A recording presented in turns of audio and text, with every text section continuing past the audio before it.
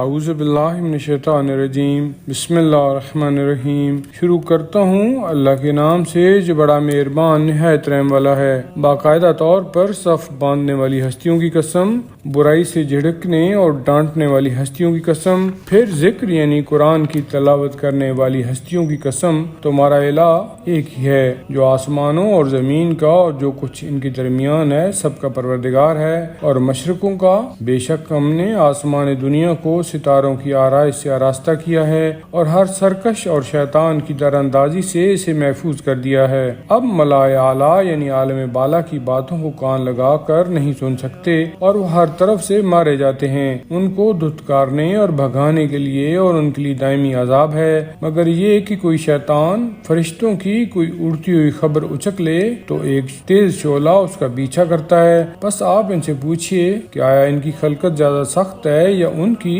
جن کو ہم نے پیدا کیا؟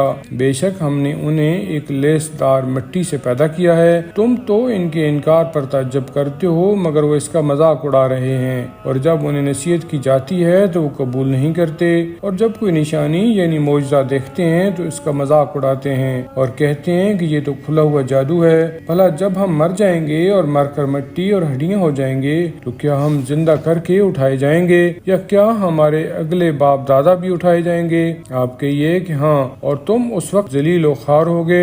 بس وہ قیامت تو صرف ایک جھڑک ہوگی، اس کے بعد ایک دم زندہ ہو کر ادھر ادھر دیکھ رہے ہوں گے اور کہیں گے ہائے ہماری بدبختی، یہ تو جزا و سزا کا دن ہے۔ ہاں، یہ وہی فیصلہ کا دن ہے جسے تم جھٹلایا کرتے تھے۔ فرشتوں کو حکم ہوگا جن لوگوں نے ظلم کیا اور ان کے ہم مشربوں کو اور اللہ کو چھوڑ کر جن کی یہ پرستش کرتے تھے ان سب کو جمع کرو اور پھر سب کو دوزخ کا راستہ دکھاؤ اور انہیں ٹھہراؤ۔ ابھی ان سے کچھ پوچھنا ہے، تمہیں کیا ہو گیا ہے کہ تم ایک دوسرے کی مدد نہیں کرتے، بلکہ وہ تو آج سر تسلیم خم کیے ہوئے ہیں۔ اس کے بعد ایک دوسرے کی طرف متوجہ ہوں گے اور باہم سوال و جواب کریں گے۔ کمزور گروہ دوسرے بڑے گروہ سے کہے گا تم ہی ہمارے پاس دائیں جانب سے بڑی شد و مت سے آیا کرتے تھے اور ہمیں کفر پر آمادہ کرتے تھے۔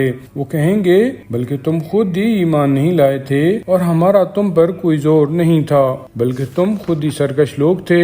سو ہم پر ہمارے پروردگار کی بات پوری ہو گئی ہے، اب ہم سب عذاب خداوندی کا مزہ چکھنے والے ہیں۔ بس ہم نے تمہیں گمراہ کیا کیونکہ ہم خود بھی گمراہ تھے، سو وہ سب اس دن عذاب میں باہم شریک ہوں گے۔ بے شک ہم مجرموں کے ساتھ ایسا ہی سلوک کرتے ہیں۔ وہ ایسے شریر لوگ تھے کہ جب ان سے کہا جاتا تھا کہ اللہ کے سوا کوئی حقیقی معبود نہیں ہے تو یہ تکبر کرتے تھے اور کہتے تھے کہ آیا ایک دیوانے شاعر کی خاطر ہم اپنے خداؤں کو چھوڑ دیں، حالانکہ وہ دین حق لے کر آیا تھا اور سارے رسولوں کی تصدیق کی تھی۔